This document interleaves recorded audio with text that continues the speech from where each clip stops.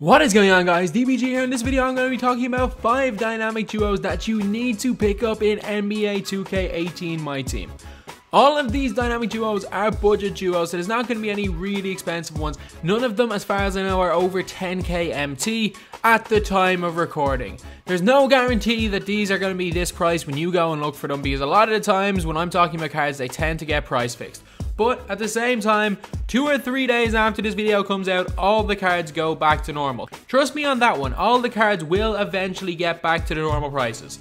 So the first duo is 2 small forwards that I went over in the last video, and this is probably the best budget duo you can buy. I'm sorry, a small forward and a power forward, sorry. Even though Walton probably plays best at the small forward position. We've got Richard Jefferson and we've got Luke Walton. So Richard Jefferson and Luke Walton's an 81 overall, Jefferson's an 80 overall. Normally you can pick up these cards. Jefferson is normally around 4 to 5 KMT and Luke Walton maybe 5 to 6 KMT.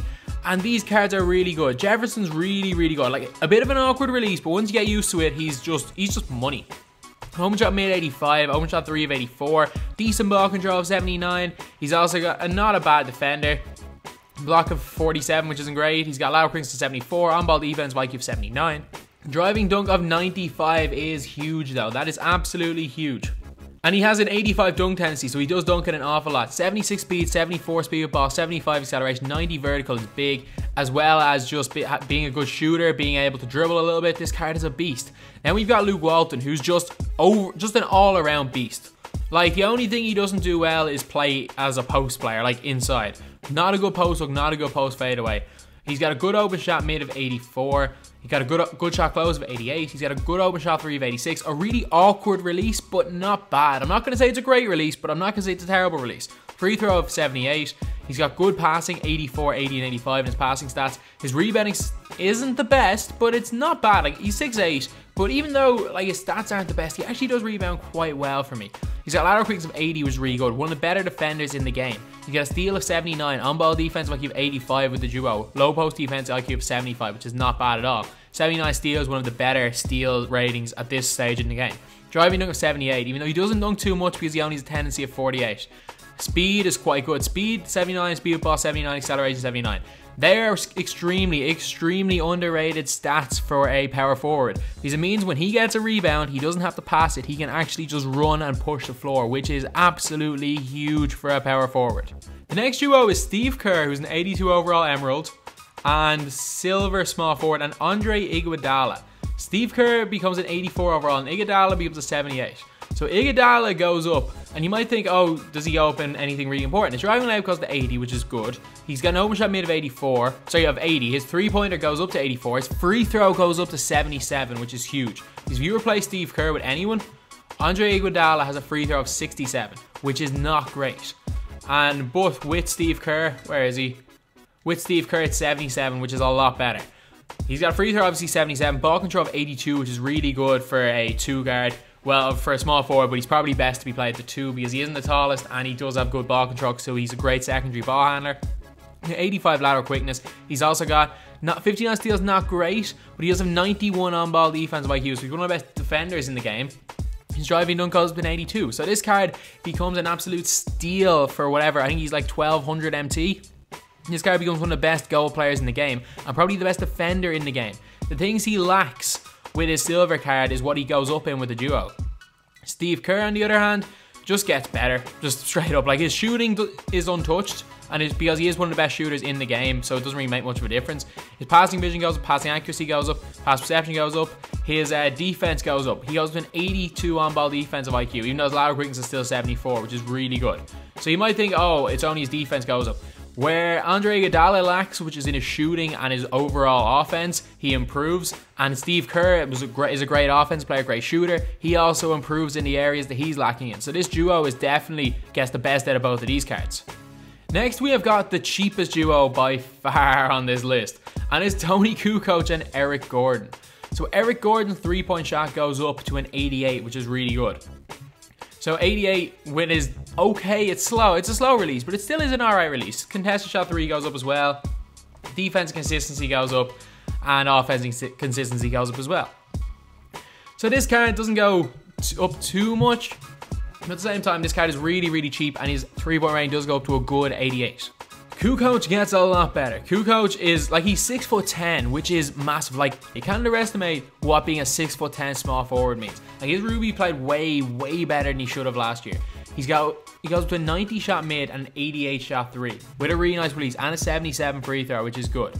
His on-ball defensive IQ goes to 70, sorry, which is not terrible, even though he does have a lot of quickness of 60, which isn't great. But he is 6'10", which means he's going to be able to defend people anyway, even with the 70 on-ball defensive IQ. But this just makes Kukoc that little bit better, makes Gordon that little bit better, and it's a duo that's on an extreme budget. So I would definitely suggest for you guys to pick this duo up.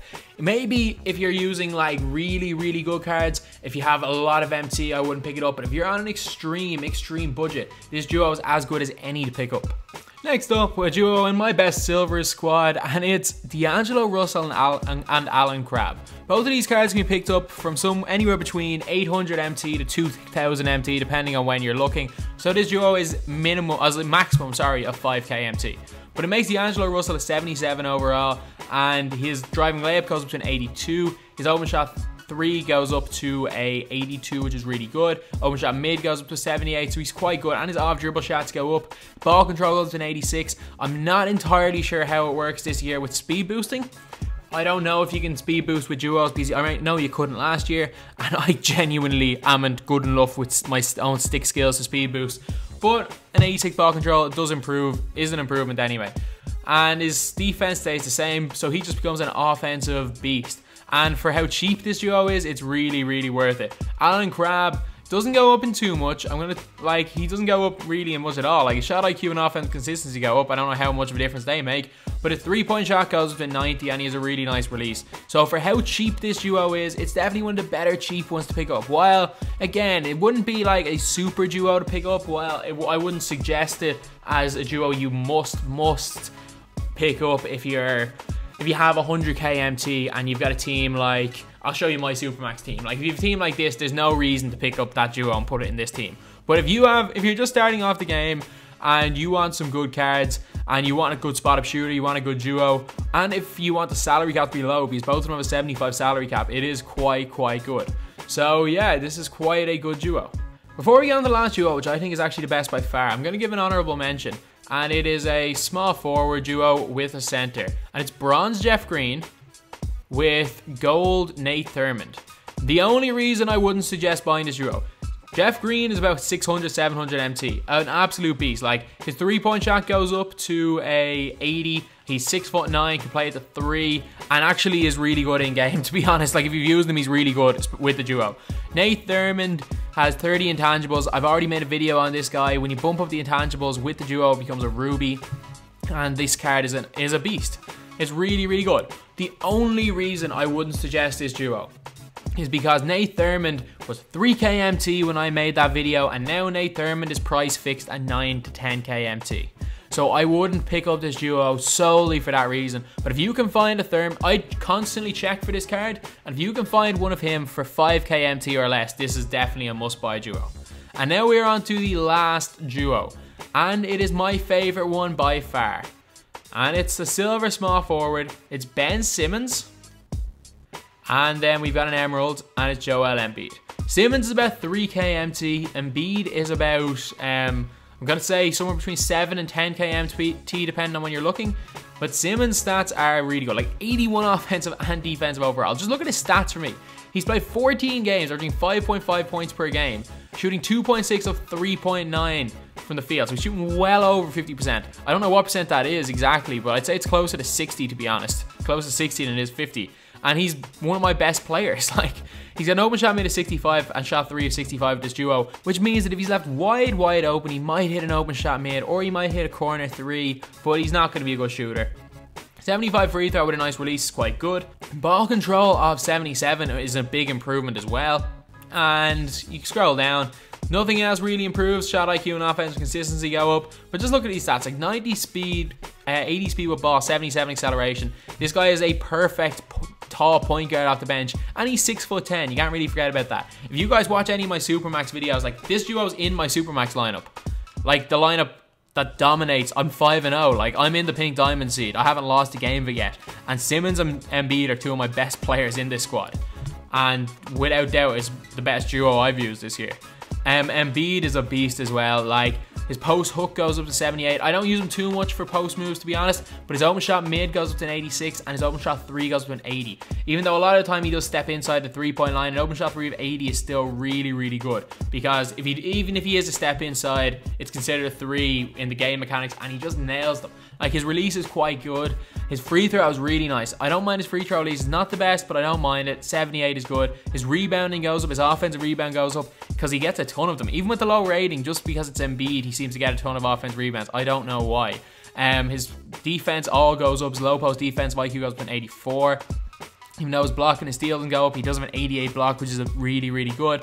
His strength goes up to an 83, so he doesn't get bullied, and his hustle goes up. So this duo, while the improvements made probably aren't as big as a lot of other duos, just from playing, like, I've used both of these cards individually without each other, and they're not even, like, using them together is just so much better. I don't know why.